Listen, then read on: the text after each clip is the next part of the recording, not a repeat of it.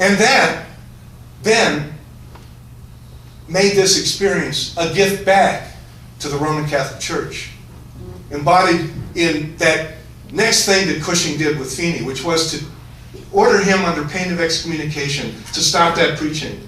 And Feeney refused. The Jesuits ordered Feeney to stop. He refused. And Cushing excommunicated Feeney. And that's when I began my theological education. I came home from school, having heard from the nuns. I said to my mother, "Mom, they excommunicated a priest in Boston for teaching no salvation outside the church." My mother said, "I heard." That's right. And I said to my mother, "I thought that's what we believed." And she said, "It was." I said, "What do we believe now?" She said, "We believe. Live and let live." Ah, beautiful. My mother was an Americanist, without knowing it.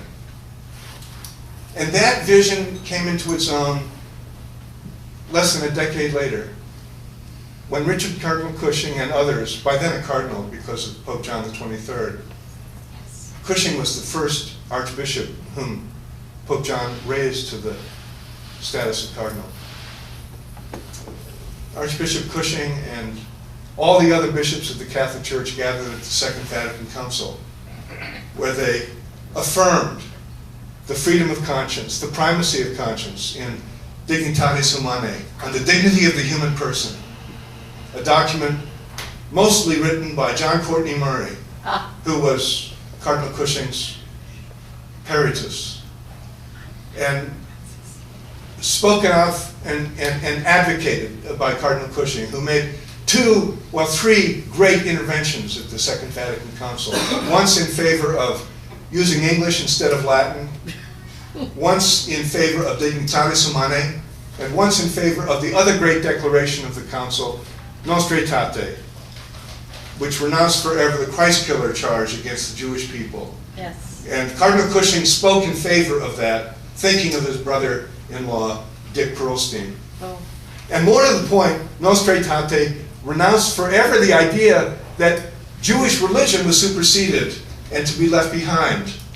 That you could go to God through the covenant God made with Israel, which was the principle of pluralism affirmed by the Roman Catholic Church. The beginning of the democratic revolution that has taken hold in Roman Catholicism, but that is incomplete. And the crisis that we face as Catholics in this world now, we used to say in this country, but it's now the world, Right. is a crisis over exactly this question of democracy, of accountability, of transparency, of self-criticism, of checks and balances, of power that's accountable to the people. And if we are serious, if we love Ireland, those of us who are Irish, if we love Catholicism, and this is an issue that transcends Catholicism, of course, then we must affirm the simple, glorious principles of democracy. The opposite of this patriarchal, corrupt, dishonest, clerical system is not the collapse of it, it's the democratic renewal of it. Thank you. And Thank you. Ireland is a case in point, and now so is Germany, and so are the Netherlands, and so is Austria, and so is Brazil. It began here with the Boston Globe. And we can be proud of that part of this history. It's a sordid, tragic, shameful history. It belongs to all of us. I want to close by invoking, once again, with gratitude, the memory of St. Patrick. And I want to end by reading words that I sent before dawn this morning by email to my son, whose name is Patrick. This is from, it'll be familiar to you, the breastplate of St. Patrick.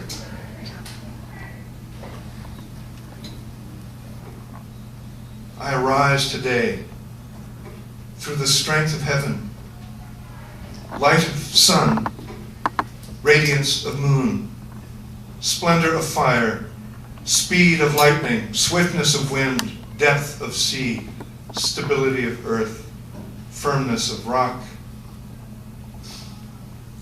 I arise today through God's strength to pilot me, through God's might to uphold me, through God's wisdom to guide me, God's eye to look before me, God's ear to hear me, God's word to speak for me, God's hand to guard me, God's way to lie before me, God's shield to protect me. I summon today all these powers. I arise today. Yay,